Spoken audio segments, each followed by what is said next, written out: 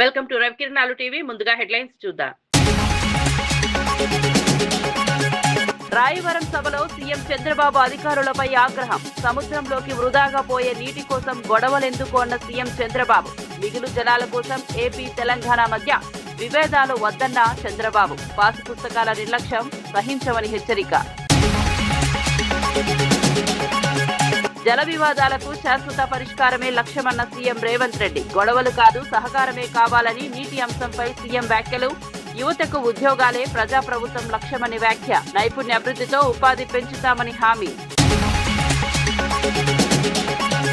పిఠాపురం ముంపు ప్రాంతాల్లో పవన్ కళ్యాణ్ ఆకస్మిక తనిఖీ. పనులు ఎందుకు పూర్తి కాలేదని అధికారులపై ఫైర్. బాధితులు నిర్వర్తించకపోతే చర్యలు తీసుకుంటామని హెచ్చరిక. ముంపుకు శాశ్వత పరిష్కారం కావాలని అధికారులకు పవన్ ఆదేశం. నెల్లూరు సెంట్రల్ జైలును ఆకస్మికంగా తనిఖీ చేసిన అనిత. ఖైదీల పునరావాసానికి ప్రభుత్వం కట్టుబడి ఉందని వ్యాఖ్య. జైళ్లను మార్పు కేంద్రాలుగా తీర్చిదిద్దుతామన్న అనిత. ఖైదీల ఉపాధి చర్యలు అభినందనీయమని ప్రశంస. అశోక్ నగర్ హామీలతో యువతను మోసం చేశారన్న బీఆర్ఎస్. 2 లక్షల ఉద్యోగాల హామీ ఎక్కడా అని ప్రశ్నించిన ఏనుగుల రాకేష్ రెడ్డి. తెలంగాణ ఢిల్లీకి ఏటీఎం అయిందని వ్యాఖ్య. జాబ్ క్యాలెండర్ విడుదల చేయాలని బీఆర్ఎస్ డిమాండ్. ఇక వార్త వివరాల్లోకి వెళ్తే, రాయవరం సభలో సీఎం చంద్రబాబు నాయుడు అధికారులపై తీవ్ర ఆగ్రహం వ్యక్తం చేశారు. పట్టాదారు పాసు పుస్తకాల పంపిణీలో నిర్లక్ష్యం వహించడాన్ని తీవ్రంగా తప్పుపట్టారు. ప్రభుత్వ స్ఫూర్తికి భిన్నంగా వ్యవహరిస్తే కఠిన చర్యలు తప్పవని హెచ్చరించారు. ప్రజల సమస్యలను లైట్ గా తీసుకుంటే సహించేది లేదని స్పష్టం చేశారు. ఈ సందర్భంగా సీఎం మాట్లాడుతూ, సీఎం ఎక్కడుంటే అదే రాజధాని అన్న మాటలు విడ్డూరమని వ్యాఖ్యానించారు. ఒకవేళ జగన్ సీఎం అయితే బెంగళూరు ఏపీ రాజధానా అని ప్రశ్నించారు. అలాగే నదీ జలాల విషయంలో తెలుగు రాష్ట్రాల మధ్య గొడవలు పెట్టుకుంటే ఎలాంటి ప్రయోజనం ఉండదని అన్నారు. మన దగ్గర నీళ్లు మిగిలితే తెలంగాణ కూడా వాడుకోవచ్చని పేర్కొన్నారు. అయితే రాష్ట్ర ప్రయోజనాల విషయంలో మాత్రం ఎక్కడా రాజీ పడబోమని చంద్రబాబు స్పష్టం చేశారు. ఇలాంటి ఒకటి రెండు కాదు, ఒక అమరావతి నిన్న కూడా చూశారు. ఎవరైనా సరే బుద్ధి జ్ఞానం ఉండే వ్యక్తులు మాట్లాడతారు నాకు తెలియదు. ముఖ్యమంత్రి ఎక్కడుంటే అక్కడే క్యాపిటల్ అంట. మొన్నటి వరకు 3 ముక్కలాట ఆడారు.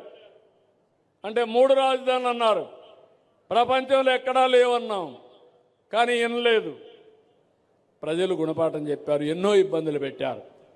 ఇప్పుడు మాట్లాడుతున్నాడు, ఎక్కడ రాజ్యాంగంలో రాజధాని పేరు లేదంట. ముఖ్యమంత్రి ఎక్కడ కూర్చొని పనిచేసి బెంగళూరులో కూర్చుంటే ఇడుపుల పాయకి పోతే అదే రాజధాని. అంటే ఏంటి చేదస్తో నాకైతే అర్థం కావడం లేదు. ఇప్పుడు అంటున్నాడు అది నది పక్కన వచ్చిందంట. రాజమండ్రి ఎక్కడుంది? విశాఖపట్నం ఎక్కడుంది? లండన్ ఎక్కడుంది? ఢిల్లీ ఎక్కడుంది? చెన్నై ఎక్కడుంది? అంటే బాంబే ఎక్కడుంది? కనీసం ఇలాంటి ఇంగిత జ్ఞానం లేని వాళ్ళు కూడా రాజకీయాలు చేస్తే వీళ్ళు ఏం మాట్లాడాలి? ఇంకో పక్క మెడికల్ కాలేజ్ గురించి. తెలుగు రాష్ట్రాల మధ్య జల వివాదాల విషయంలో వివాదాలు కాదు శాశ్వత పరిష్కారమే కావాలని సీఎం రేవంత్ రెడ్డి స్పష్టం చేశారు. పరస్పర సహకారంతోనే సమస్యలు పరిష్కరించుకోవాలని అన్నారు. రాష్ట్రంలోని యువతకు ఉద్యోగ అవకాశాలు కల్పించడమే ప్రభుత్వ ప్రధాన లక్ష్యమని తెలిపారు. ఇందుకోసం విద్యా విధానంలో కొత్త ప్రణాళికలు అమలు చేస్తున్నామని చెప్పారు. ఉపాధి అవకాశాలు పెంచేందుకు ప్రైవేట్ రంగాన్ని ప్రోత్సహించే దిశగా ప్రభుత్వం అడుగులు వేస్తోందన్నారు. నిరుద్యోగులకు కేవలం ఉద్యోగం మాత్రమే కాదు, గౌరవప్రదమైన జీవితం కల్పించడమే ప్రజాప్రభుత్వ లక్ష్యమని పేర్కొన్నారు. యువత నైపుణ్యాభివృద్ధికి ప్రత్యేక కార్యక్రమాలు చేపడుతున్నామని, రాష్ట్ర ఆర్థిక అభివృద్ధితో పాటు ఉపాధి అవకాశాలు కూడా పెరుగుతాయని సీఎం రేవంత్ రెడ్డి విశ్వాసం వ్యక్తం చేశారు. సొంత రాష్ట్రంలో గాని పక్క రాష్ట్రంలో గాని నీటి వివాదాలకు సంబంధించి పదే చర్చలు జరుగుతున్నాయి. నేను ఈ వేదిక మీద నుంచి ఈ రాష్ట్రంలో ఉండి పక్క రాష్ట్రంలో రాజకీయ పార్టీలలో ఉన్న ప్రజాప్రతినిధులకు ఒక సూచన చేయదలుచుకున్నా, ఒక విజ్ఞప్తి చేయదలుచుకున్నా. మీకు పంచాయతీలు కావాలన్నా నీళ్లు కావాలన్నా అని ఎవరైనా నన్ను అడిగితే తెలంగాణ రాష్ట్రానికి నీళ్లు కావాలని నేను కోరుకుంటా. మీకు వివాదాలు కావాలనా, పరిష్కారం కావాలనా అంటే నేను పరిష్కారం కోరుకుంటా. నీళ్ల వివాదం ముసుగులో రాజకీయ ప్రయోజనం పొందాలి అని మా ప్రభుత్వం, మా పార్టీ భావించడం లేదు. 2 రాష్ట్రాల మధ్యలో ఉండే సమస్యల్ని శాశ్వతంగా పరిష్కరించాలి అని తెలంగాణ ప్రత్యేక రాష్ట్రాన్ని శ్రీమతి సోనియా గాంధీ గారు కాంగ్రెస్ పార్టీ ఇచ్చింది. రాజకీయాలకు అతీతంగా మనం ఈ రోజు ఆలోచన చేసుకొని పరిష్కరించుకోవాలి. ఒకటే చర్చలు, ఒక్కటే పరిష్కారము. న్యాయస్థానాల దగ్గరనో ఇతరుల దగ్గర పోయి పంచాయతీ తెంచుకునే కంటే మనమే కూర్చొని మన సమస్యల్ని సామరస్య పూర్వకంగా పరిష్కరించుకోవాలి అనేదే మా విధానము. పక్క రాష్ట్ర ముఖ్యమంత్రి గారికి నేను విజ్ఞప్తి చేస్తున్నా. కృష్ణా నదిలో ఉన్న మా పాలమూరు రంగారెడ్డి ఎత్తిపోతలు కావచ్చు, మా కల్వకుర్తి లిఫ్ట్ ఇరిగేషన్ కావచ్చు, మా డిండి ప్రాజెక్టు కావచ్చు, మా ఎస్ఎల్బిసి భీమా నెట్టంపాడు ప్రాజెక్టులు కావచ్చు, ఉమ్మడి రాష్ట్రంలోనే మంజూరైన ప్రాజెక్టులు. వీటి అనుమతులకు మీరు అడ్డంకి పెట్టకండి. వీటి అనుమతులకు మాకు చౌటుప్పల్ సమీపంలో హైదరాబాద్ విజయవాడ జాతీయ రహదారిపై భారీగా ట్రాఫిక్ జామ్ ఏర్పడింది. ప్రభుత్వం రేపటి నుంచి పాఠశాలలకు సంక్రాంతి సెలవులు ప్రకటించడంతో ముందుగానే ప్రజలు సొంత గ్రామాలకు బయలుదేరారు. దీని కారణంగా వాహనాల రద్దీ ఒక్కసారిగా పెరిగింది. ముఖ్యంగా బస్సులు, కార్లు, ప్రైవేటు వాహనాలు పెద్ద సంఖ్యలో రహదారిపై చేరడంతో కిలోమీటర్ల మేర ట్రాఫిక్ నిలిచిపోయింది. పోలీసులు ట్రాఫిక్ ను క్రమబద్ధీకరించేందుకు చర్యలు చేపట్టినా రద్దీ కారణంగా వాహనదారులు తీవ్ర ఇబ్బందులు ఎదుర్కొన్నారు. పండుగ సెలవుల నేపథ్యంలో రహదారిపై మరింత రద్దీ ఏర్పడే అవకాశం ఉందని అధికారులు చెబుతున్నారు. ప్రయాణికులు ప్రత్యామ్నాయ మార్గాలు ఎంచుకోవాలని, ట్రాఫిక్ నిబంధనలు పాటించాలని పోలీసులు సూచించారు.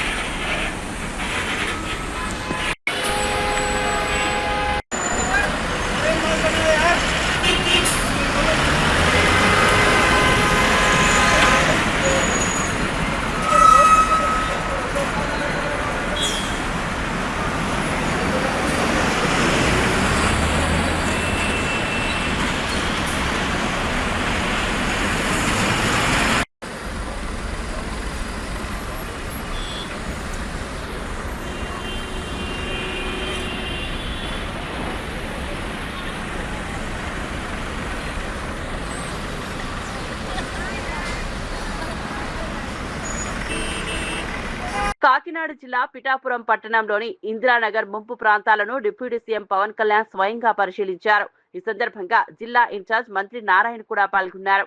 ముంపు ప్రాంతాల్లో నడుచుకుంటూ వెళ్లి పరిస్థితిని పరిశీలించిన పవన్ కళ్యాణ్ మున్సిపల్ అధికారులు మరియు స్థానిక నాయకులపై తీవ్ర ఆగ్రహం వ్యక్తం చేశారు. నిద్రిస్తున్న పనులు ఎందుకు పూర్తి కావడం లేదని ప్రశ్నించారు. ప్రజలకు కనీస సౌకర్యాలు అందించకపోతే పాలన ఎందుకు అని నిలదీశారు. జీతాలు తీసుకుంటూ బాధ్యతలు నిర్వర్తించకపోతే చర్యలు తప్పవని హెచ్చరించారు. ఇలాంటి ఘటనలు మళ్లీ పునరావృతం కాకుండా శాశ్వత పరిష్కారం చేపట్టాలని అధికారులకు స్పష్టమైన ఆదేశాలు జారీ చేశారు.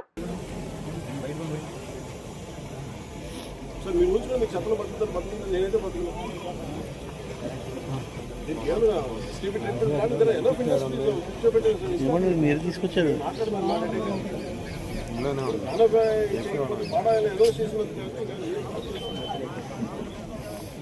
నాకు టైం ఏం చెప్పండి, కమిటీ టైం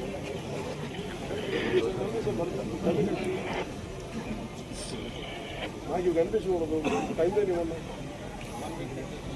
అలాగే ఇమీడియట్ టైం లైన్ ఒకటి ఇవ్వండి, నాకు కన్స్ట్రక్టివ్ టైం లైన్ ఇవ్వండి.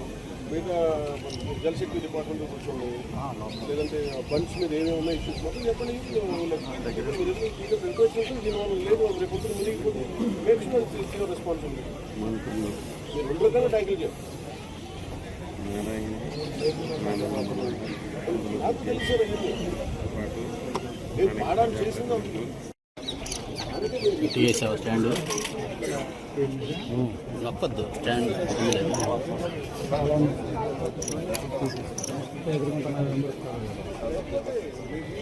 దాని గురించి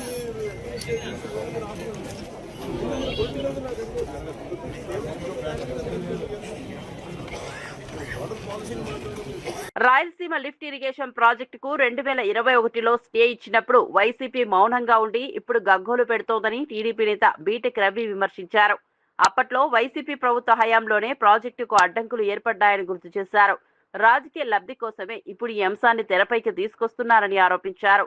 రాయలసీమ అభివృద్ధికి టీడీపీ ప్రభుత్వం కట్టుబడి ఉందని, ప్రాజెక్టుల విషయంలో ప్రజలను తప్పుదోవ పట్టించే ప్రయత్నాలను ప్రజలు గమనిస్తున్నారని అన్నారు. వాస్తవాలు మాట్లాడకుండా ఆరోపణలు చేయడం వైసీపీకి అలవాటుగా మారిందని విమర్శించారు. రాయలసీమ రైతుల ప్రయోజనాలే ప్రభుత్వ లక్ష్యమని, ప్రాజెక్టుల అమలులో ఎలాంటి నిర్లక్ష్యం ఉండదని బీటెక్ రవి స్పష్టం చేశారు. నేనే ఒత్తిడి తెచ్చి తర్వాత నేనే ఇన్ఫ్లుయెన్స్ చేసి అది దాన్ని ఆపానని చెప్పడం అంటే ఇది వాస్తవంగా సత్యదూరమైన మాటలను ఆయన సర్వైవల్ కోసమో ఇంకో పక్క రాష్ట్ర ముఖ్యమంత్రి మీద, అది కూడా వేరే పార్టీకి చెందిన ముఖ్యమంత్రి మీద అలా మాట్లాడడం అనేది నేనైతే ఖండిస్తా ఉన్నా.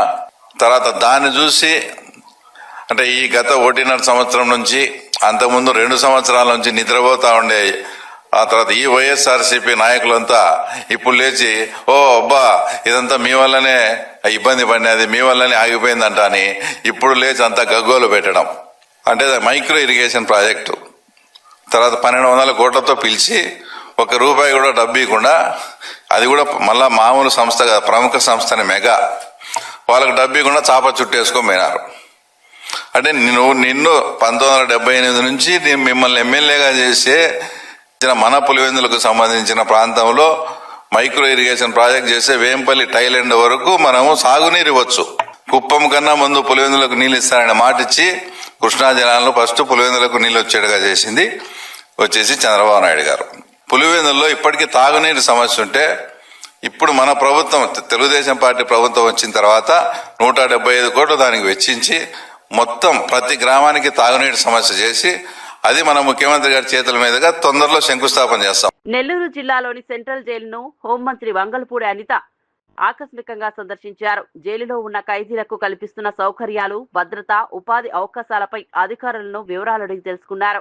ఖైదీలకు ఉపాధి కల్పిస్తూ నెలకు ₹10,000 వరకు ఆదాయం వచ్చేలా చర్యలు తీసుకుంటున్న జైలు యంత్రాంగాన్ని హోంమంత్రి అభినందించారు. ముఖ్యంగా ఖైదీల పునరావాసానికి తీసుకుంటున్న చర్యలు అభినందనీయమని పేర్కొన్నారు. ఈ సందర్భంగా నెల్లూరు జిల్లా ఎస్పీ అజిత్ వేజెండ్ల పనితీరును ప్రశంసించారు. ఖైదీల సంస్కరణే లక్ష్యంగా ప్రభుత్వం పనిచేస్తోందని, జైళ్లను కేవలం శిక్షా కేంద్రాలుగా కాకుండా మార్పు కేంద్రాలుగా తీర్చిదిద్దాలనే ఆలోచన ఉందని హోంమంత్రి అనిత స్పష్టం చేశారు.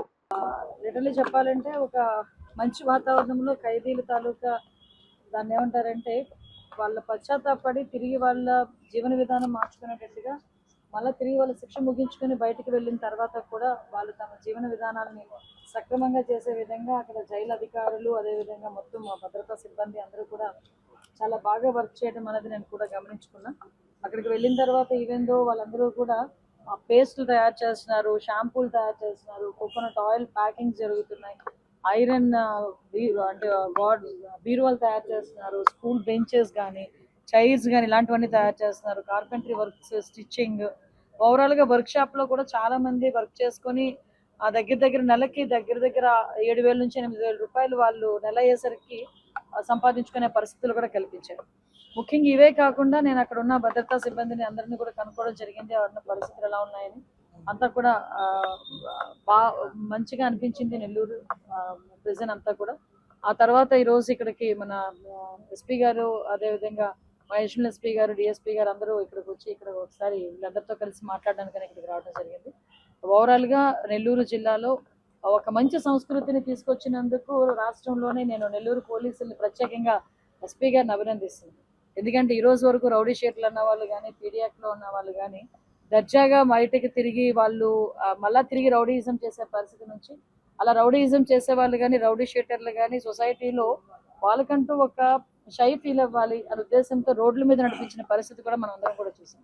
ఈ సంస్కృతి మ్యాక్సిమం రాష్ట్రంలోని పోక్సో కేసెస్లో కానీ ఎక్కడ పడితే అక్కడ రప్పామని చెప్పి నరుకుతామని చెప్పి కత్తులు పట్టుకొని తిరిగే వాళ్ళ పరిస్థితులు కానీ ఇవన్నీ కూడా లా అండ్ ఆర్డర్ విషయంలో ఎవరైనా తప్పు చేసినా లా అండ్ ఆర్డర్కి భంగం కలిగించేటట్టుగా ఉన్నా కూడా వాళ్ళందరినీ కూడా పబ్లిక్కి ఎక్స్పోజ్ చేసే విధంగా కంపల్సరీగా రోడ్ల మీద నడిపిస్తామని ఒక ఉదాహరణగా తీసుకున్నారు.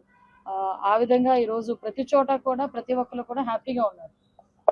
ఎక్కడ కూడా ఎటువంటి ఇబ్బంది లేకుండా ముందుకు నిమిషం అండి ప్లీజ్.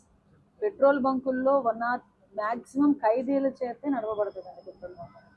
పోలీస్ డిపార్ట్మెంట్ వాళ్ళకి ఎస్కార్ట్గా లోపల ఇద్దరు ఉంటారు తప్పించి జైలు సిబ్బంది మాక్సిమం పెట్రోల్ బంక్స్ కానీ ఇలాంటివన్నీ కూడా జైలు ఎవరైతే ప్రిజనర్స్ ఎవరైతే ఉన్నారో, కన్విక్టెడ్ ఎవరైతే ఉన్నారో వాళ్ళే నడిపించుకుంటారు మాక్సిమం. అలాంటి వాళ్ళ గురించి పెట్టిందే అది.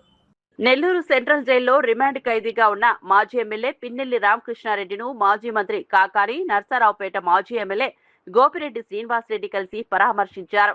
జైలులో ఆయన ఆరోగ్య పరిస్థితిని తెలుసుకున్న వైసీపీ నేతలు ధైర్యం చెప్పారు. ఈ సందర్భంగా రాజకీయ కక్షతోనే కేసులు పెట్టారని వారు ఆరోపించారు. ప్రజాసేవ చేసిన నాయకులను ఇబ్బంది పెట్టే ప్రయత్నాలు జరుగుతున్నాయని విమర్శించారు.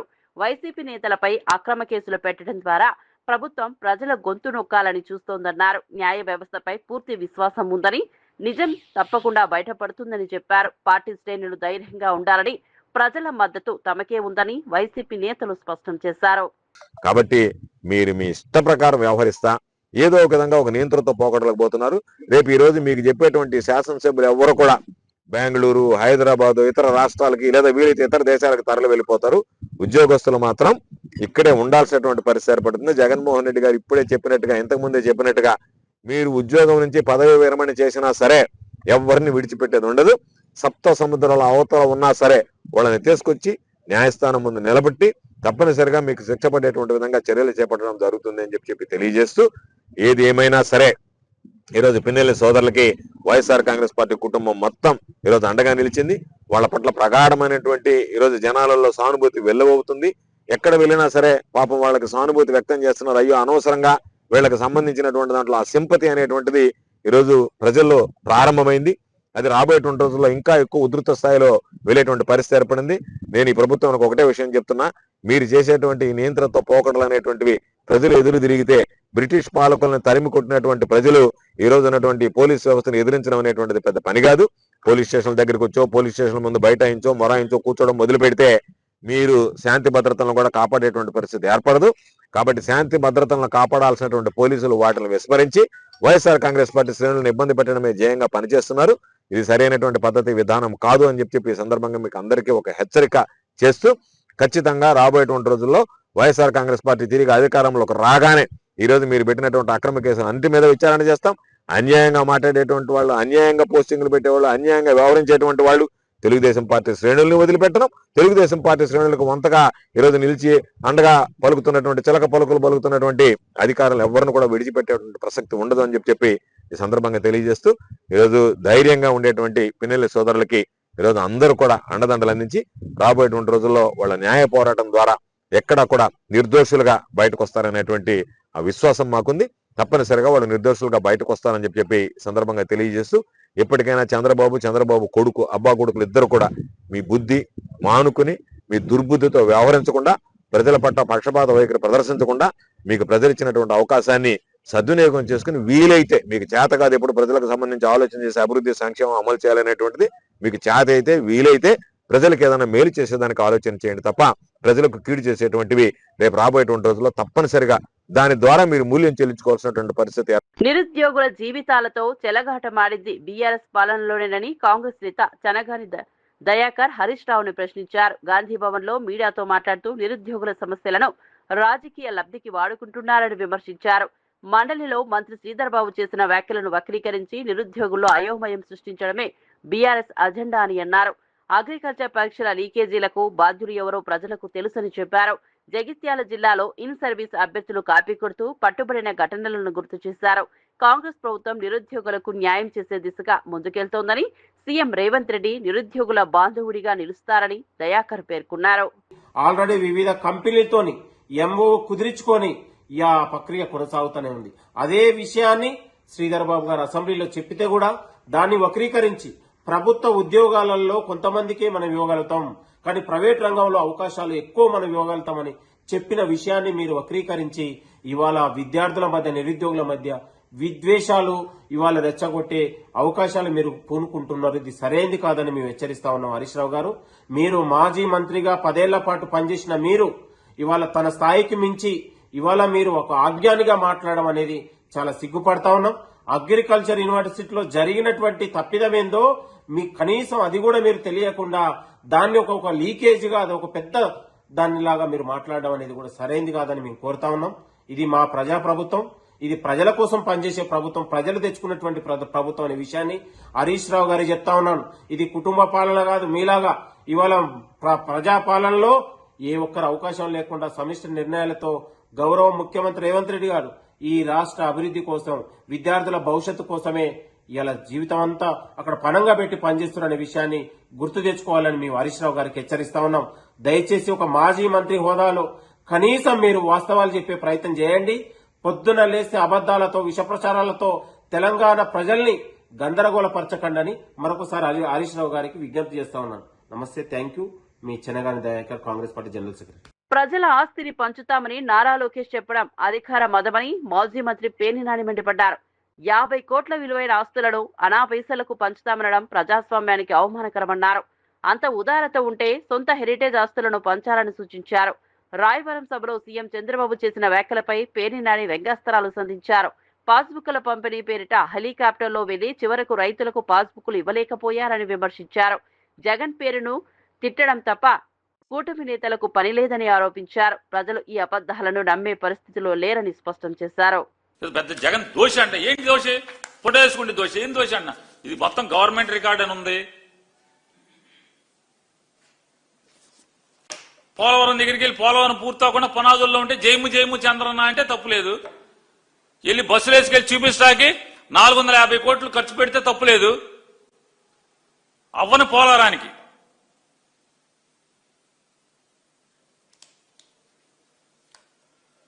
ఇవాళ సూపర్ 6 సూపర్ హిట్ చేశారు మీరు. డబుల్ ఇంజిన్ సర్కార్ కాదు, ట్రిపుల్ ఇంజిన్ బుల్లెట్ రైల్ అంట. సినిమా డైలాగులు తప్పితే పవన్ కళ్యాణ్ గారితో తిరిగి 6 నెలలు సావాసం చేస్తే వాళ్ళు లీళ్ళు అవుతారంట.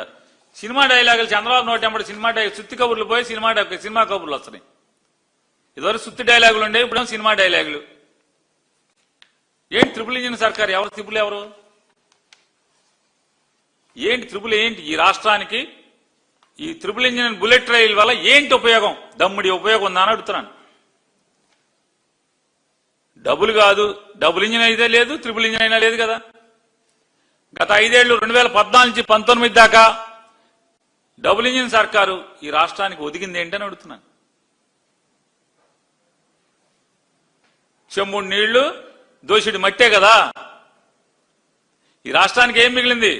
చెంబుడు నీళ్లు, దోషుడి మట్టి మిగిలింది డబుల్ ఇంజిన్ సర్కార్తో. ఇప్పుడు ట్రిపుల్ ఇంజిన్ సర్కార్ బుల్లెట్ ట్రైన్తో ఏం మిగులుతుంది? ఏం మిగులుతుంది అంటే 2 ఏళ్లకు 3 లక్షలు, 2 ఏళ్ళు ఇంకా నిండ్లా. మీ అబ్బాయి 18 నెలలు అని చెప్తున్నట్టున్నాడు నిన్న గొప్పగా. 18 months కంప్లీటెడ్ అని ఇంగ్లీష్లో చెప్తున్నాడు కదా.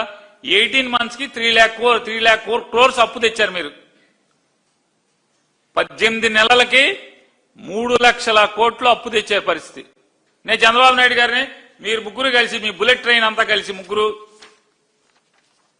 నేను అనుకోవటం రామారేమి, ఇది జనవరి, ఫిబ్రవరి, మార్చి, ఏప్రిల్, మే, రేపు వేసవికాలానికి మీరు ముగ్గురు ట్రిపుల్ ఇంజిన్ కలిసి మొత్తం అంతా ట్రిపుల్ ఇంజిన్ బుల్లెట్ ట్రైన్ పెద్ద కేక్ కట్ చేసుకోవచ్చు.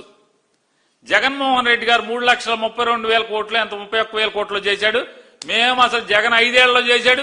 మేము 2 ఏళ్లు తిరగకుండానే 2 ఏళ్లలో జగన్ రికార్డు బ్రేక్ చేశాం. జగన్ తెచ్చిన అప్పులు కన్నా ఎక్కువ చేశామని మీరు పెద్ద కేక్ కట్ చేసుకుంటే పనికి వస్తుంది తప్పితే ఈ bullet train, triple engine bullet train దేనికి పనికి వస్తాయా అంటే జగన్మోహన్ రెడ్డి గారు 5 ఏళ్లలో ఈ రాష్ట్ర సంక్షేమం కోసం, ఈ రాష్ట్ర అభివృద్ధి కోసం 3 పోర్టులు, 10 ఫిషింగ్ హార్బర్లు, 31 లక్షల మందికి ఇళ్ల పట్టాలు, ఇల్లు లేని వాళ్ళకి ఇళ్ల పట్టాలు, ఇట్లా అనేక కార్యక్రమాలు, ప్రభుత్వ హాస్పిటల్ చేయటం, 17 మెడికల్ కాలేజీల నిర్మాణం చేయటం, ఇట్లా అనేకమైనటువంటి అభివృద్ధి కార్యక్రమాలతో పాటుగా 2,60,000 కోట్ల రూపాయల సంక్షేమాన్ని సరాసరి నేరుగా ప్రజలకు అందించడంలో కానీ, వీటన్నిటి కోసం 5 ఏళ్లలో 3,30,000 కోట్లు అప్పు చేస్తే మీరు 18 నెలల్లో అంటే 60 నెలల్లో 3,32,000 కోట్లు, 3,30,000 కోట్లు చేస్తే 18 నెలల్లో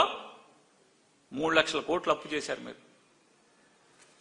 ట్రిపుల్ ఇంజిన్ దేనికి పనికి వచ్చిందని అడుగుతున్నాను. భవిష్యత్తులోనూ కరెంటు ఛార్జీలు పెంచలేము. ఎంతకన్నా దగా ఇంకేమన్నా ఉండతా? పచ్చి దగా. ఇవాళ దాకా పెంచలేదంట, భవిష్యత్తులో కూడా పెంచడంట. అసలు ఏం చేయాలి చంద్రబాబు నాయుడు గారు? మిమ్మల్ని బరి తెగించింత అబద్ధాలు ఆడుతుంటే సిగ్గుపడే పని లేదు. హైదరాబాద్ టోలీ చౌకీ ప్రాంతంలో డ్రగ్స్ ముఠాను టాస్క్ ఫోర్స్ పోలీసులు గుట్టుగా పట్టుకున్నారు. ఈ ఆపరేషన్ లో 2 నైజీరియన్ డ్రగ్స్ సప్లయర్లను అరెస్ట్ చేసి వారి వద్ద నుంచి 20 లక్షల విలువైన 150 గ్రాముల MDMA డ్రగ్స్ ను సీజ్ చేశారు. ఈ విషయాన్ని హైదరాబాద్ డీసీపీ వైభవ్ గైక్వాడ్ వెల్లడించారు. నిందితులు గోవా మార్గంగా హైదరాబాద్ కు డ్రగ్స్ సరఫరా చేస్తున్నట్లు విచారణలో తేలింది. భారతీయ పేర్లతో ఫేక్ డాక్యుమెంట్లు తయారు చేసుకుని డ్రగ్స్ వ్యాపారం సాగిస్తున్నారని పోలీసులు తెలిపారు. వీరిద్దరి వీసా గడువు ముగిసినట్టు గుర్తించారు. నిందితులను డీపోర్ట్ చేసి బ్లాక్ లిస్ట్ లో చేర్చనున్నట్లు అధికారులు తెలిపారు. నగరంలో డ్రగ్స్ పై ఉక్కుపాదం మోపుతామని పోలీసులు స్పష్టం చేశారు. మన హెచ్న్యూ టీం రెగ్యులర్ గా పనిచేస్తున్నారు. ఈ మొత్తం ఆపరేషన్ లో మన హెచ్న్యూ టీం ఇన్స్పెక్టర్ డానియల్ అండ్ వాళ్ళ టీం, తర్వాత ఎస్ఐ వెంకట్రాములు, ఈ అన్ని మొత్తం టీం చాలా మంచిగా పనిచేశారు. మరియు మన టోలీ చౌకీ పిఎస్ నుంచి G Balaraj DI Toli Chowki PS and అందరు టోలీ చౌకీ స్టాఫ్ కూడా మంచిగా పనిచేశారు. సో అందరికీ నేను అభినందన చేస్తున్నాము. Thank you. వాళ్ళు ఒక యాబ్స్కాండింగ్ సప్లయర్ ఉన్నారు, నైజీరియన్ క్రిస్. వాళ్ళు కూడా ఇప్పుడే ఈ కేసులో వాళ్ళకి యాబ్స్కాండింగ్ చూపించేస్తున్నారు. వాళ్ళు కూడా నైజీరియన్ నుంచి ఉన్నారు. అక్కడ నుంచి పర్చేజ్ చేసి తక్కువ ప్రైస్లో ఇక్కడ సేల్ చేస్తున్నారు.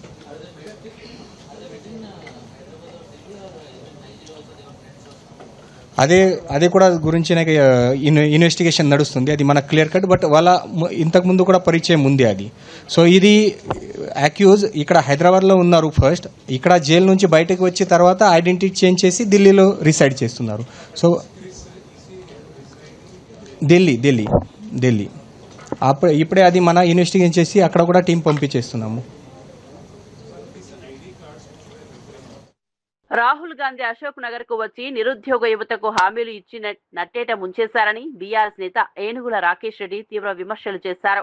ఎన్నికల సమయంలో 2 లక్షల ఉద్యోగాల హామీ ఇచ్చిన రాహుల్ గాంధీ ఆ మాటలను అమలు చేయడంలో పూర్తిగా విఫలమయ్యారని మండిపడ్డారు. తెలంగాణలో కాంగ్రెస్ ప్రభుత్వం అధికారంలోకి వచ్చిన వెంటనే రాష్ట్రం ఢిల్లీ కాంగ్రెస్ కు ఏటీఎంలా మారిందని ఆరోపించారు. నేరుగా ఢిల్లీకి నిధులు వెళ్తుంటే రాహుల్ గాంధీ తెలంగాణకు ఎందుకు వస్తారని ప్రశ్నించారు. ఇచ్చిన హామీలపై ముఖం చాటేయడంతోనే కేటీఆర్ స్పందించారని చెప్పారు. యువత గురించి కాంగ్రెస్ కు నిజంగా పట్టింపు ఉంటే వెంటనే జాబ్ క్యాలెండర్ విడుదల చేయాలని డిమాండ్ చేశారు. మోసం చేసిన వారిని ప్రశ్నించడం తప్పు కాదని బీఆర్ఎస్ నేతలు స్పష్టం చేశారు. రాహుల్ గాంధీ గారు అశోక్ నగర్ కు వచ్చి కాంగ్రెస్ పార్టీ వస్తే ఏడాదిలోపే 2 లక్షల ఉద్యోగాలు ఇస్తామని చెప్పి ఈ రాష్ట్రంలో ఉన్నటువంటి నిరుద్యోగ యువతను నమ్మించి నట్టేట ముంచి మళ్ళీ కనీసం అటు ముఖాన కూడా రాకుండా పోయిండు. తెలంగాణ రాష్ట్రము వాళ్ళ చేతుల పడగానే వాళ్ళకు ఒక ఏటీఎం దొరికినట్టయింది. ఇక ఆయన తెలంగాణకు రావాల్సిన అవసరం లేకుండా పోయింది. ఎందుకంటే డైరెక్ట్ గా ఢిల్లీకి మూటలు అందుతున్నాయి కదా. ఈ విషయాన్ని ఉద్దేశించి రాహుల్ గాంధీ గారు మా విద్యార్థులకు మా యువతకి ఇచ్చినటువంటి మాటను మర్చిండా అని చెప్పి వాళ్ళ ఆవేదన ఈయనకు గుర్తు లేదా అని చెప్పి కేటీఆర్ గారు రాహుల్ గాంధీ గారిని అవులే అన్నారు. ఎస్ అన్నారు, వాస్తవమే ఇది. ఆయన ఏదో తిట్టడం కోసం అనలే. 2 సంవత్సరాలు అయిపోయింది, ఒక్కనాడు కూడా మీరు ఇచ్చినటువంటి హామీ మీద రివ్యూ చేయలే. ఒక జాతీయ నాయకుడై రేపో మాపో ప్రధానమంత్రి కావాలని కలలు అంటున్నటువంటి ఒక నాయకుడికి ఒక నిబద్ధత లేదా, చిత్తశుద్ధి లేదా, ఒక రివ్యూ పెట్టాల్సినటువంటి అవసరం లేదా, మీ ముఖ్యమంత్రితో మాట్లాడేటువంటి అవసరం లేదా అని చెప్పి ప్రశ్నించడానికి మాత్రమే ఈ నిరుద్యోగ యువత యొక్క గోస, ఈ రాష్ట్రంలో ఉన్నటువంటి రైతులు, మహిళలు, కార్మికులు పడుతున్నటువంటి గోసను చూడలేక కడుపు మండి ఆయన మాట్లాడాడు. ఊరికేం మాట్లాడలే. రాహుల్ గాంధీ గారిని ఇట్లంటారా? మరి ఏమనాలే? బాధ్యత లేదా? ఆ రోజు మీరు వస్తారు, తెలంగాణకు వస్తారు, సభలు పెట్టుకుంటారు, యూత్ డిక్లరేషన్ ఇస్తారు, నిరుద్యోగ భృతి ఇస్తామంటారు, 2 లక్షల ఉద్యోగాలు ఇస్తామంటారు, జాబ్ క్యాలెండర్ ఇస్తామంటారు, మెగా డిఎస్సి ఇస్తామంటారు, ఆశ చూపుతారు, ఓట్లు వేయించుకుంటారు, అవతల పడతారా? ఇది న్యాయమా? ఇది ధర్మమా? దీన్ని ప్రశ్నిస్తే ఈరోజు ఇష్టం వచ్చినట్టుగా మాట్లాడతారు. పైగా కేటీఆర్ గారు ఒక యువ నాయకుడు కాబట్టి, ఈ రాష్ట్రంలో ఉన్నటువంటి లక్షలాది మంది యువత యొక్క ఆకాంక్షలు తెలిసినటువంటి ఒక వ్యక్తి కాబట్టి వారు జాబ్ క్యాలెండర్ సంబంధించి ఒక వాయిదా తీర్మానాన్ని ప్రవేశపెడితే స్పీకర్ గారు దాన్ని తిరస్కరిస్తారు. ఏమనుకోవాలి మరి? అంటే మీకు ఈ రాష్ట్రంలో ఉన్నటువంటి యువత గురించి అసలు పట్టదా? వాళ్ళ అవసరం లేదా? వాళ్ళ ఆకాంక్షలు అవసరం లేదా? మరి అవసరం లేనప్పుడు మాట్లాడితే మీకు ఎందుకు ఓడికొస్తుంది? మరి లేదు. ఈ రాష్ట్రంలో ఉన్న యువత భవిష్యత్తు గురించి ఆలోచిస్తే వెంటనే జాబ్ క్యాలెండర్ రిలీజ్ చేయండి. వెంటనే రిలీజ్ చేయాల్సిందిగా డిమాండ్ చేస్తున్నాం. 50,000కు సంబంధించినటువంటి పోలీస్ కానిస్టేబుల్ యొక్క నోట్. గతంలో కేపీసీ కంపెనీపై తీవ్ర ఆరోపణలు చేసిన రేవంత్ రెడ్డి ఇప్పుడు అదే కంపెనీకి 400 కోట్ల ప్రాజెక్ట్ ఎలా ఇచ్చారని బీఆర్ఎస్ నేత మన్నె కృషాంక్ ప్రశ్నించారు. తిరుపతి రెడ్డికి దగ్గర కావడమే కేపీసీకి లాభంగా మారిందా అని నిలదీశారు. రాజకీయ లబ్ధి కోసమే గతంలో ఆరోపణలు చేసి ఇప్పుడు అధికారంలోకి వచ్చాక దానికి భిన్నంగా వ్యవహరించడం ద్వంద్వ వైఖరికి నిదర్శనమన్నారు. ప్రజలకు సమాధానం చెప్పకుండా కార్పొరేట్ కంపెనీలకు భారీ ప్రాజెక్టులు అప్పగించడం సరైన విధానం కాదని విమర్శించారు. ఈ అంశంపై ప్రభుత్వం స్పష్టత ఇవ్వాలని, లేదంటే ప్రజల్లో అనుమానాలు మరింత పెరుగుతాయని హెచ్చరించారు. పారదర్శక పాలన అంటూ అధికారంలోకి వచ్చిన కాంగ్రెస్ ప్రభుత్వం ఇప్పుడు అదే మాటలను తుంగలో తొక్కుతోందని బీఆర్ఎస్ ఆరోపించింది. సన్నిహితులైతే తిరుపతి రెడ్డి గారితో ఇంత సాన్నిహిత్యంగా ఉన్నారేంటిది? కథ ఏంటిదంటే కేటీఆర్ గారు సన్నిహితులైతే ఇవాళ రేవంత్ రెడ్డి గారి ప్రభుత్వంలో కేపీసీ ప్రాజెక్ట్స్కి ఎందుకు కాంట్రాక్ట్లు వచ్చినాయి? లేటెస్ట్గా ఇటీవలే వాళ్ళ క్యాబినెట్ సమావేశంలో తీసుకున్న కేటీపీఎస్ మీద తీసుకున్న అడిషనల్ ప్రాజెక్ట్స్ మీద 400 కోట్ల కాంట్రాక్టు రేవంత్ రెడ్డి గారు అన్న ఆయన ఇంజనీర్ కాదు, ఆయన డిజైనర్ కాదు, ఆయన కాంట్రాక్టర్ కాదు, పనికిరానోడు అని ప్రెస్ మీట్లు పెట్టి తిట్టిన రేవంత్ రెడ్డి గారి యొక్క ఈ కేపీసీ ప్రాజెక్ట్స్కే మరి 400 కోట్లు ఎందుకు ఇచ్చిండ్రు? మరి ఇప్పుడు రేవంత్ రెడ్డి గారిని కూడా నీచుడా నికృష్టుడా అని తిట్టమంటారా? ఆనాడు నువ్వు ప్రెస్ మీట్ పెట్టి ఇలాగే మాట్లాడినావు కదా. నేను ఇప్పుడు ఆ వీడియో ప్లే చేయలేదు, కానీ ఇదే ప్రెస్ మీట్లో కేసీఆర్ గారిని తిట్టినందుకు మరి ఇదే కేపీసీ ప్రాజెక్ట్స్కి మీ అన్నతో డీల్ కుదిరినందుకు ఇవాళ నువ్వు 400 కోట్ల కాంట్రాక్ట్ ఇచ్చినావు కదా. మరి రేవంత్ రెడ్డి గారు మీరు కూడా నీచులు, మీరు కూడా నికృష్టులు కాబట్టే వీళ్లకు ప్రాజెక్టులు ఇస్తున్నారా? లేదు, కేసీఆర్ గారి ప్రభుత్వం అర్హులకు ఏదైతే టెండర్ ప్రక్రియ ఉంటుందో ఆ అర్హత బేసిస్ గా ఎవరికి కాంట్రాక్ట్లు వచ్చినాయో అది పెద్దగా ప్రభుత్వం పట్టించుకోలేదు, వాళ్ళకు వచ్చింది అని మీరు ఇవాళ ఒప్పుకోండి. ఆ బేసిస్ గానే వచ్చిందా? అప్పుడు మీరు చెప్పింది తప్ప, లేదు ఇప్పుడు మీరు చేస్తున్నది కరెక్టా? ఆనాడు రాజకీయాల కోసం ఏదైనా కూడా రాష్ట్రంలో ఎవరు ఎక్కడ చేసినా, ఫీనిక్స్ ది కూడా అట్లనే, ఫీనిక్స్ కేటీఆర్ గారిదే. వాళ్ళు ప్రెస్ మీట్లు పెట్టి ఉత్తమ్ కుమార్ రెడ్డి గారు, బట్టి విక్రమార్క గారు, శ్రీధర్ బాబు గారు ప్రెస్ మీట్లు పెట్టి ఫీనిక్స్ సంస్థ మీద మేము సిబిఐని కోరుతాం, విచారణ చేపిస్తామని ఇవాళ రాస్క పూస్క తిరుగుతున్నారు రేవంత్ రెడ్డి. సంక్రాంతి పండుగకు ఊర్లకు వెళ్లే ప్రయాణికులతో హైదరాబాద్ ఎల్బీ నగర్ ప్రాంతం ఉదయం నుంచే కిటకిటలాడుతోంది. రేపటి నుంచి పాఠశాలలకు సెలవులు ప్రారంభం కావడంతో చాలా మంది సొంత ఊర్లకు బయలుదేరారు. రాయలసీమ, ఉత్తరాంధ్ర, కోస్తాంధ్ర వైపు వెళ్లే బస్సులు ప్రయాణికులతో నిండిపోయాయి. ఈ నేపథ్యంలో టీజీఆర్టీసీ అదనపు సర్వీసులు నడుపుతోంది. బస్టాండ్లు, ప్రయాణ ప్రాంగణాలు ప్రయాణికులతో నిండిపోయాయి. ట్రాఫిక్ రద్దీ పెరగడంతో పోలీసులు ప్రత్యేక చర్యలు తీసుకుంటూ వాహనాల రాకపోకలను క్రమబద్ధీకరిస్తున్నారు. ప్రయాణికులు సహనం పాటించాలని, ట్రాఫిక్ నిబంధనలు పాటించాలని పోలీసులు సూచించారు. పండుగ రద్దీ నేపథ్యంలో ప్రయాణికుల భద్రతకు ప్రత్యేక ఏర్పాట్లు చేస్తున్నారు.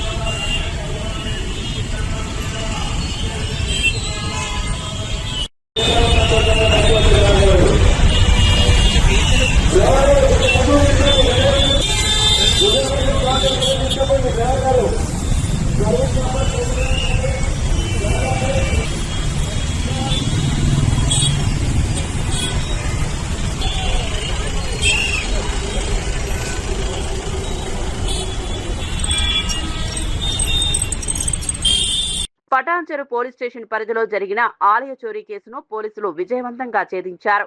పోచారం గ్రామ శివారులోని తాళ్లమల్లన్న దేవాలయంలో తాళాలు పగలగొట్టి వెండి ఆభరణాలు ఎత్తుకెళ్లిన నిందితుడిని పోలీసులు అరెస్ట్ చేశారు.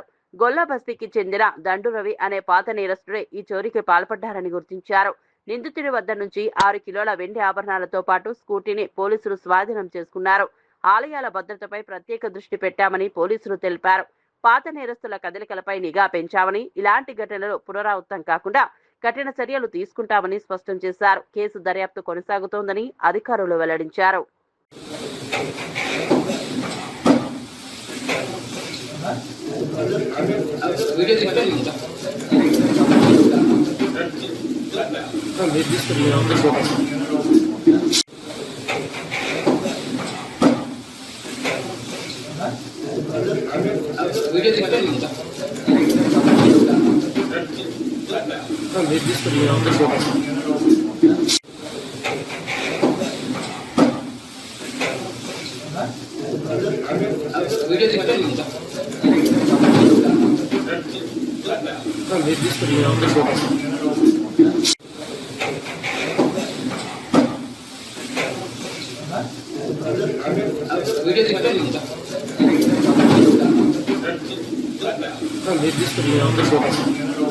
సినిమా టికెట్ రేట్లు భారీగా పెంచడంపై సిపిఐ నేత నారాయణ తీవ్ర అసహనం వ్యక్తం చేశారు.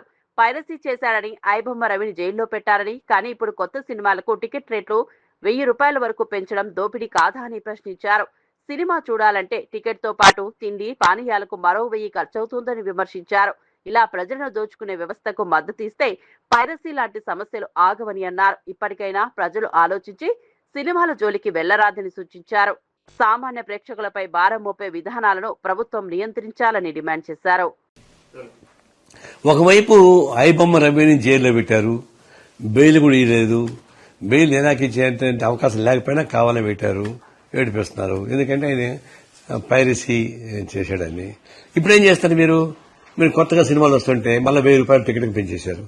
వాళ్ళు 1000 కోట్ల రూపాయలు ఖర్చు పెట్టి విలాసవంతం సినిమాలు చేస్తుంటే వాళ్ళు ఏదో లాస్ అయిపోయినట్టుకి మళ్ళా సామాన్య ప్రజానికి మళ్ళీ 1000 రూపాయలు టికెట్ పెట్టడం అంటే 1000 రూపాయలు టికెట్ పెట్టుకుంటారు, ఆడ ఇంకో 1000 రూపాయలు ఖర్చు అవుతుంది. వాళ్ళు నీళ్లు తాగినా, కూల్ డ్రింక్ తాగినా, టీ తాగినా, కాఫీ తాగినా, కాల్ ఫ్రైస్ తిన్నా కూడా అయిపోతా ఉంది. ఇట్లా దోపిడీ చేసేటువంటి మీరు సపోర్ట్ చేస్తుంటే 5 పుడతానే ఉంటారు. ఇంకా ఈ సినిమా ఇండస్ట్రీ మీరు అట్లా సపోర్ట్ చేస్తారు, సినిమా థియేటర్స్ అట్లా సపోర్ట్ చేస్తారు, ఐబొమ్మలో పుడుతూనే ఉంటారు. మీరు ఆపలేరు. ఇప్పటికైనా మీరు బుద్ధి తెచ్చుకొని ఆ సినిమా జోలికి మీరు పోబాకండి. వాళ్ళకి ఎక్కువ రాయితీలు చేయాల్సిన పని లేదు. అందులో టికెట్ రేట్స్ పెంచాల్సిన అవసరం లేదని చెప్పి డిమాండ్ చేస్తా ఉన్నా. బులెటిన్ ముగించే ముందు హెడ్లైన్స్ మరోసారి చూద్దాం. రాయవరం సభలో సీఎం చంద్రబాబు అధికారులపై ఆగ్రహం. సముద్రంలోకి వృధాగా పోయే నీటి కోసం గొడవలెందుకు అన్న సీఎం చంద్రబాబు. మిగులు జలాల కోసం ఏపీ తెలంగాణ మధ్య విభేదాలు వద్దన్న చంద్రబాబు. పాసు పుస్తకాల నిర్లక్ష్యం సహించమని హెచ్చరిక. జల వివాదాలకు శాశ్వత పరిష్కారమే లక్ష్యమన్న సీఎం రేవంత్ రెడ్డి. గొడవలు కాదు సహకారమే కావాలని నీటి అంశంపై సీఎం వ్యాఖ్యలు. యువతకు ఉద్యోగాలే ప్రజాప్రభుత్వం లక్ష్యమని వ్యాఖ్య. నైపుణ్యాభివృద్ధితో ఉపాధి పెంచుతామని హామీ. పిఠాపురం ముంపు ప్రాంతాల్లో పవన్ కళ్యాణ్ ఆకస్మిక తనిఖీ. పనులు ఎందుకు పూర్తి కాలేదని అధికారులపై ఫైర్. బాధితులు నిర్వర్తించకపోతే చర్యలు తీసుకుంటామని హెచ్చరిక. ముంపుకు శాశ్వత పరిష్కారం కావాలని అధికారులకు పవన్ ఆదేశం. నెల్లూరు సెంట్రల్ జైలును ఆకస్మికంగా తనిఖీ చేసిన అనిత. ఖైదీల పునరావాసానికి ప్రభుత్వం కట్టుబడి ఉందని వ్యాఖ్య. జైళ్లను మార్పు కేంద్రాలుగా తీర్చిదిద్దుతామన్న అనిత. ఖైదీల ఉపాధి చర్యలు అభినందనీయమని ప్రశంస. అశోక్ నగర్ హామీలతో యువతను మోసం చేశారన్న బీఆర్ఎస్. 2 లక్షల ఉద్యోగాల హామీ ఎక్కడా అని ప్రశ్నించిన ఏనుగుల రాకేష్ రెడ్డి. తెలంగాణ ఢిల్లీకి ఏటీఎం అయిందని వ్యాఖ్య. జాబ్ క్యాలెండర్ విడుదల చేయాలని బీఆర్ఎస్ డిమాండ్. మరిన్ని అప్డేట్స్ కోసం చూస్తూనే ఉండండి రవికిరణాలు టీవీ.